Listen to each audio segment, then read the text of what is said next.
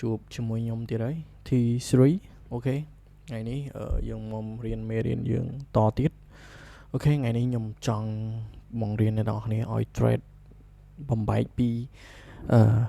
daily swing to 1ម៉ោងទៅ5នាទីអូខេអញ្ចឹងអ្នកនរគ្នាបានរៀនហើយក៏បានមើលដែរវីដេអូដែលខ្ញុំវីដេអូដែលខ្ញុំធ្វើ free មេរៀនដែលខ្ញុំ free គឺ daily swing គឺខ្ញុំបានប្រាប់អ្នកទាំងអស់គ្នាហើយក៏បានបង្រៀនអ្នកទាំងអស់គ្នាហើយដែរអញ្ចឹងថ្ងៃនេះគឺខ្ញុំមានមេរៀនបន្ទាប់គឺយើងបំបែកចេញពី daily swing អញ្ចឹងកាលពីវគ្គមុនយើងរៀនអំពី daily swing time frame daily អូខេថ្ងៃនេះខ្ញុំនឹងបំបែកឲ្យអ្នកទាំងអស់គ្នាមើលពី time frame daily ទៅ1ម៉ោងហើយនឹង entry នៅ time frame តូច time frame 5នាទីឬក៏1នាទីអូខេអញ្ចឹងយើងមកមើលទៀនយើងអូខេអញ្ចឹងអ្នកនរគ្នាអាចពិនិត្យមើលបានទៀន trade how to trade C2 អញ្ចឹង C2 ហ្នឹងគឺ candle 2ណា candle 2អញ្ចឹងយើង focus តែ2 candle ទេណាយើង focus តែ2 candle ទេអូខេហើយការដំណើររបស់វាគឺវាត្រូវការ key level ដូចគ្នាណាត្រូវការ key level ដូចគ្នាត្រូវការ key level ដូចគ្នា high time frame key level ដូចគ្នា high time frame array ឬក៏ PD array អញ្ចឹងទៅយើងដាក់តា array ទៅក៏បានដែរព្រោះ array យើងធ្លាប់ដឹងហើយខ្ញុំបានផ្ញើទៅឲ្យអ្នកនរគ្នាវាមានអីគេខ្លះអូខេ high time frame array អញ្ចឹងកាលណាដែលយើងឃើញទៀនវាបើកបិទហើយវាមកប៉ះ key level high time frame array ហើយវាមានរូបរាងអញ្ចឹងបែបហ្នឹងវាដើរបែបហ្នឹងតែយើង confirm ចូលទីផ្សារយ៉ាងដូចម្ដេចអូខេអញ្ចឹងអ្វីឲ្យអ្នកនរគ្នាមើលទី1គឺកន្លែងនេះគឺបិទទៀនជា expansion ជា consolidation កន្លែងនេះវាបិទជា consolidation បន្ទាប់ពី consolidation ហើយវាធ្វើការ sweep liquidity មកប៉ះជាមួយនឹង array high time frame របស់យើងហើយវាធ្វើការ expansion ឡើងទៅលើដោយមិនត្រូវការ2 3ទៀនទេត្រូវការតែ2ទៀនទេប៉ុន្តែតម្រងមួយនេះគឺវាយូរមានម្ដងណាយូរមានម្ដងប៉ុន្តែយើងត្រូវរៀនឲ្យទាំងអស់ឲ្យយើងដឹងអូខេអញ្ចឹងយើងមិនវែងឆ្ងាយច្រើនទេយើងចូលមកមើលឧទាហរណ៍ជាក់ស្ដែងណាឧទាហរណ៍ជាក់ស្ដែងអូខេអញ្ចឹងយើងមើលអញ្ចឹងការបើកទៀន consolidate អ្នកនរគ្នាដឹងហើយ consolidation គឺជាទៀននេះគេទៀន sideways អញ្ចឹងវា open ហើយវា high ចឹងហើយសុំទោស open low ហើយវាបង្កើត high ហើយវាមក close វិញណាមក close វិញអូខេកន្លែងនេះមក close វិញអញ្ចឹងវា close ហើយវានៅសល់អីគេ close វានៅសល់ body វានៅក្នុងនេះហេ body ពណ៌ខ្មៅនៅក្នុងហ្នឹងហើយពណ៌នេះ static ទេណា static ទាំងអស់អញ្ចឹងខ្ញុំដាក់កន្លែងហ្នឹងជា body ខ្ញុំតិចខ្ញុំដាក់វាជា body អូខេអញ្ចឹង body ហើយកន្លែងនេះគឺជា high low open របស់វាអូខេអញ្ចឹងទៀនទី2វាធ្វើការ open ដូចគ្នាដោយវាចុះមក sweep ហើយវាធ្វើការ reversal ឡើងទៅលើវិញណាឡើងទៅលើវិញហើយវា open close នៅលើអញ្ចឹងការ trade ពីទៀនគឺវាឲ្យយើងដឹងថាកន្លែងណាដែលបិទបើកទៀនណាបិទបើកទៀនហើយកន្លែងណាដែលយើងអាចចូលទីផ្សារបានណាកន្លែងណាដែលយើងអាចចូលទីផ្សារបានអូខេនេះឃើញទេអញ្ចឹងវា sweep ហើយការ sweep របស់វាហ្នឹងគឺវាប៉ះឯគេ higher time frame key level របស់ higher time frame ហើយក៏សុំទោសបើសិនជាការបញ្យល់របស់ខ្ញុំវាមិនសូវច្បាស់អូខេ អាចសួរផ្ទាល់បានណាសួរឆាតមកផ្ទាល់បានហើយការ reversal របស់វានេះគឺវាមាន key level មាន CISD មាន breaker block មាន chain choke chain character មានអីចឹងទៅអូខេអញ្ចឹងបើយើងមើលក្នុងនេះវារឿងពិបាកយល់ឥឡូវយើងមកមើលក្នុងទីផ្សារជាក់ស្ដែងលុបវាចោលយើងមករកនៅក្នុងទីផ្សារជាក់ស្ដែងចឹងកាយរយើងចូលនៅក្នុង daily time frame ហើយយើងដើររកទាំងអស់គ្នាអូខេជិះខ្ញុំឃើញអានេះមួយខ្ញុំឃើញមួយនេះខ្ញុំ replay back វាមួយអូខេអាកន្លែងនេះវាអត់មានប៉ះ key ទេប៉ុន្តែវានៅក្នុង all time high អញ្ចឹងយើងចង់ដឹងថាការចុះរបស់វាយ៉ាងម៉េចយើងអាចដាក់នេះ vertical line វាមកអូខេ vertical line ហើយថ្ងៃបន្ទាប់គឺវាចុះចឹងហើយមុនចុះវាធ្វើការអីគេខ្លះហើយយើងមើលមក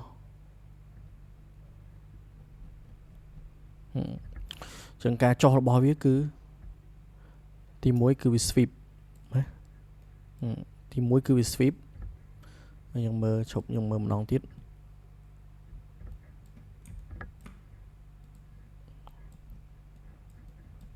អូខេអានេះប្រហែលជា SMT ឥឡូវយើងមកមើលអាទៀនណា sweep វិញយើងមកមើលអាទៀនណា sweep ឲ្យឡើងអូខេព្រោះ C2 ហ្នឹងភាគច្រើនក៏វាអត់សូវមានដែរណាក៏វាអត់សូវមានដែរគឺវាអត់សូវមានដែរអញ្ចឹងយើងមកដើររកមើល C2 នេះឥឡូវយើងមកមើលកន្លែងនេះឥឡូវខ្ញុំដៅវាខ្ញុំដាក់ vertical line កន្លែងហ្នឹងមួយ vertical line យើងដាក់ពណ៌យើងដាក់នេះចុចនេះមកអូខេអញ្ចឹងខ្ញុំ replay វាអូខេចុះឥឡូវខ្ញុំ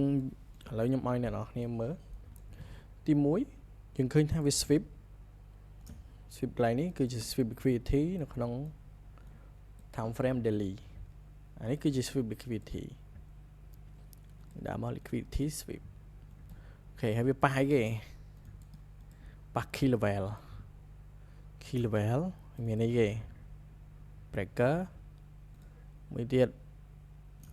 chain state CISD អូខេអានេះ breaker នៅក្នុងមួយថ្ងៃវាស្មើនឹង chain state 1ម៉ោងអូខេអញ្ចឹងយើងឃើញថាវាមកប៉ះ key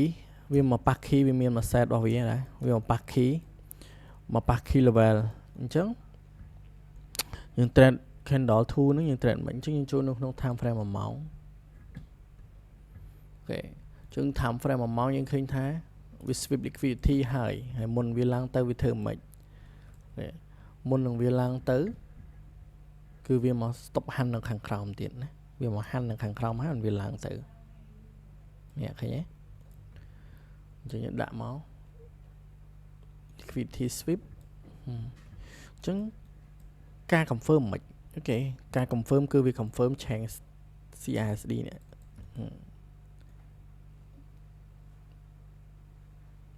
CISD កន្លែងនេះ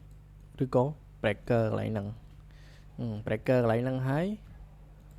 កន្លែងនេះក៏វា confirm ដែរណាអានេះក៏ confirm ដែរហើយកាលណាដែលយើងឃើញអញ្ចឹងយើងធ្វើមិនអូខេបើយើងឃើញអញ្ចឹងយើងចាំ confirm នៅក្នុងអីគេ low time frame 5នាទីដោយហេតុផលយើងមានអស់ហើយ sweep liquidity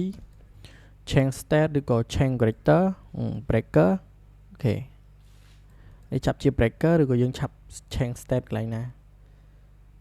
chain state អានេះក៏បានសំខាន់ឲ្យយើងមើលទៅយល់ណាយើងមើលទៅយល់អូខេអញ្ចឹងខ្ញុំចាប់យកកន្លែងនេះទៅ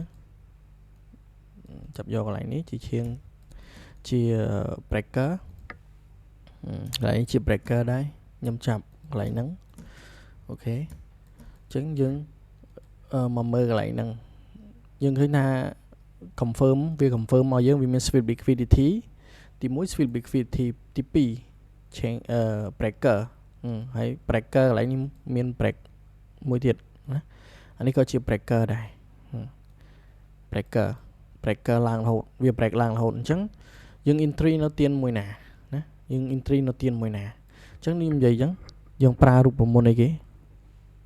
C4 C2 break reversal C3 C4 continue អញ្ចឹងយើងដឹងថាសារនេះនៅក្នុង1ម៉ោងវា confirm ហើយប៉ុន្តែយើងចូលវាអត់មកប៉ះយើងចូលអត់តន់ទេអញ្ចឹងយើងអាចចូលមើលក្នុងអីគេក្នុង5នាទីដោយកន្លែងនេះគឺយើងដាក់នៅដដែលយើងដាក់មក breaker កន្លែងនេះសិតតែជា key ណាជា key អញ្ចឹងវាចូលក្នុង0អស់ហ្នឹងយើងអាចរកឱកាសក្នុងការអីគេក្នុងការ entry buy ឡើងទៅលើហ្នឹងគឺជា key zone time frame ប៉ុន្មាន key zone time frame 1ម៉ោងណា key zone time frame 1ម៉ោងអូខេអញ្ចឹងយើង entry យើងធ្វើម៉េចយើងចូលនៅក្នុង time frame 5នាទីអូខេចូលនៅក្នុង time frame 5នាទីមកហើយយើងរកមើលទៀតអូខេអញ្ចឹងវាមិនប៉ះអីគេ time frame 5នាទី time frame 5នាទីវាមិនប៉ះអីគេ key zone របស់យើងអញ្ចឹងយើងរងចាំមើលការរងចាំមើលវាសិនថាយើងរងចាំមើល confirm mission confirm ថាវាឡើងអត់អូខេអញ្ចឹងវា confirm ទៅអូខេអញ្ចឹងយើងឃើញថាកន្លែងនេះវាប៉ះហើយវា confirm អូខេវាមកយកគេកន្លែងនេះវាមកយកគេ inducement ណាវាមកយក inducement ហើយកន្លែងដែលយើងចូលបាយកន្លែងណាអូខេបើខ្ញុំគឺខ្ញុំបាយនៅពេលដែលវា break មួយនេះណាពេលដែល break គឺខ្ញុំបាយឡើងហើយណាអញ្ចឹងយើង trade revert ទៅ break យើងយកត្រឹមនេះមកដោយសារអីដោយសារវាបន្សល់ទុកកន្លែងហ្នឹងគឺមានអីគេមាន SVG កន្លែងនេះហើយណាមួយកន្លែងនេះអីគេ breaker ក្នុង5នាទីស្មើនឹង change state នៅក្នុង1នាទីអូខេអញ្ចឹងយើងមានមួយ set របស់យើងហើយវាអត់មានខ្វះអីទៀតទេមួយ set របស់យើងអាច hold បាន this revert យើងអាចយក1 2ឬក៏1 3នឹងយើងយកទៅអូខេវា hit TP តែផ្សារហ្នឹងបើយើងមើលក្នុង time frame 1ម៉ោងវាឡើងរហូតណាវាឡើងរហូតវា bullish វា expansion ណាវា expansion អញ្ចឹងយើងមកមើល1ម៉ោងវិញគឺវា expansion អូខេ1ម៉ោងវាធ្វើអីទៀតវា breaker តរហូតនេះឃើញទេ breaker តរហូតអញ្ចឹងឃើញវាឡើងទៅទៀតមកប៉ះមកយកអីគេមកយក breaker វាមក sweep មក sweep អានេះមេរៀនយើងចូលហើយ C2 reversal C2 C3 C4 ឡើងទៅលើទៀតឃើញទេ breaker reversal C2 C3 continue C4 continue C5 ក៏ continue ដូចគ្នាណា C5 ក៏ continue ដូចគ្នាឃើញវាឡើងទៅរហូតអញ្ចឹងឱកាសមានរហូតណាបើយើងចូលមើលនៅក្នុង5នាទីឥឡូវយើងបានមក position ហើយអញ្ចឹងបើយើងចូលមើលនៅក្នុង5នាទីទៀតមកហេចូលមើលនៅក្នុង5នាទីកន្លែងនេះអីគេ breaker មិញ breaker មិញកន្លែងហ្នឹង breaker មិញ1ម៉ោង breaker 5នាទី change state អញ្ចឹងកន្លែង breaker មិញហ្នឹងមានអីគេខ្លះ order block អូខេមាន order block ថ្ងៃមុនវាឡើងវាធ្វើអីគេខ្លះមុនឡើងវា sweep ទៀតsweep liquidity អូខេបើយើងអត់ហ៊ានបាយលក្ខណៈ aggressive កន្លែងនេះយើងចាំវា breaker កន្លែងនេះមួយទៀតបាយដូចអាមិញទៅយើងបាយដូចអាមិញទៅហើយយើងដាក់ SL នៅក្រោមហ្នឹងឬក៏ក្រោម order block អាចាស់វាទៅហើយ TP យក1លើ3ទៅឬក៏1លើ2គឺអូខេមិនយកច្រើនពេកទេណាយើង trade យក revert យើង trade សំណាព្រោះនេះជាការងារ part time ទេយើងកុំ focus លើវាខ្លាំងពេកព្រោះខ្ញុំមានបទពិសោធន៍គឺខ្ញុំជួបច្រើនបើសិនជាយើងលុបលុនយើងមានហានិភ័យហើយយើង trade អត់មានគេហៅថា rule គេហៅថា rule ខ្លួនឯងទេណា rule ខ្លួនឯងទេអូខេអានេះគឺជារបៀបនៅក្នុងការ trade C2 អញ្ចឹងខ្ញុំសង្ឃឹមថាអ្នកនរគ្នានឹងអាចមើលយល់ ហើយស្វែងយល់រៀន analyze នៅក្នុង trading view ខ្លួនឯងហើយអ្វីដែលខ្ញុំ recommend គឺ trade តាម flow ណាតាម flow ហើយ trade ត្រូវមានម៉ោងត្រឹមត្រូវណាម៉ោងត្រឹមត្រូវបើយល់ល្អខ្ញុំ trade ម៉ោង London ក៏ល្អដែរណា trade ម៉ោង London ក៏ល្អដែរម៉ោងចាប់ពីម៉ោង London ទៅម៉ោង New York គឺល្អគេអានេះពីព្រឹកម៉ោងប្រហែលម៉ោងអាស៊ីបានមក position តែដល់ពេលដល់ម៉ោង3 London យើងបានមក position ហើយ hold បានវែងទៀតឃើញទេបើយើងអ្នក hold អូខេ hold បានឆ្ងាយហើយយើងប្រើ technical របស់យើងគឺយើងប្រើ strategy របស់យើងដែរទេ C1 C2 C3 C4 អូខេ C1 accumulate C2 reversal C3 continuation C4 continuation គឺយើងប្រើចុះឡើងចុះឡើងគឺវាអត់មានអីច្រើនទេណាអ្នកនរគ្នាបើរៀនគឺយើង focus មួយដឹងមួយ one model ទៅបានហើយឲ្យតាមួយ model ហ្នឹងអាចរលុយបានគឺយើងប្រើតែមួយហ្នឹងទៅណាកុំតាមគេណាកុំតាមគេហើយខ្ញុំក៏បរៀនគឺខុសគេដែរខ្ញុំអត់បរៀនដូចគេទេព្រោះខ្ញុំចេះអីគឺខ្ញុំបរៀនអញ្ចឹងណាការចាប់របស់ខ្ញុំគឺផ្សេងពីគេចាប់មិនជារឿងរបស់គេហើយខ្ញុំចាប់មិនជារឿងរបស់ខ្ញុំដោយសារខ្ញុំយល់ហើយខ្ញុំអាចឲ្យអ្នកនរគ្នា trade បានដូចគ្នាអូខេអញ្ចឹងមេរៀនហ្នឹងខ្ញុំមានតែប៉ុណ្្នឹងទេហើយខ្ញុំនឹងតម្លាក់វានៅក្នុង Telegram ហើយនឹង YouTube ខំអ្នកនរគ្នានឹងយល់ហើយបើអត់យល់ទេអាចឆាតមកសួរខ្ញុំបានឆាតផ្ទាល់ក៏បានពេលដែលខ្ញុំទៅនេះខ្ញុំនឹង reply ខ្ញុំអត់ចិត្តអាក្រក់ទេក្នុងការចែករំលែកណាក្នុងការចែករំលែកហើយខ្ញុំអត់មានគិតលុយគិតកាក់អីទេអ្នកគ្នារៀនចោះរៀន free ហើយអត់មានបើក account បើកអីទេសាច់ចិត្តអ្នកគ្នាបើក account មួយអ្នកណាបើកទៅខ្ញុំអត់មានបើកទេគឺខ្ញុំគ្រាន់តែជាចែករំលែកចំណេះដឹងចែករំលែក free គឺអត់មានគិតលុយអរគុណអញ្ចឹងមេរៀនក្រោយខ្ញុំនឹងមេរៀនក្រោយទៀតគឺយើង trade មេរៀននេះ C2 មេរៀនក្រោយ C3 C3 មេរៀនក្រោយទៀត C4 អញ្ចឹងគឺយើង trade បដិញទៀនទៅរហូតដើម្បីឲ្យអ្នកនរគ្នា trade ចាប់ពីទៀន2ទៀន3ទៀន4រហូតដល់ទៀន5គឺយើងអស់មេរៀនហើយយើងអាចមានមេរៀនផ្សេងថែមឲ្យអ្នកនរគ្នាទៀតណាអញ្ចឹងខ្ញុំបញ្ជាក់ឲ្យមែនតើបើសិនជាយើងមើលយើងមើល trade យើងត្រូវមើលមកឲ្យត្រឹមត្រូវអាកាលណាបើយើង trade intraday យើងមើលមួយ day មក daily ទៅ1ម៉ោងទៅ5នាទីអូខេយើង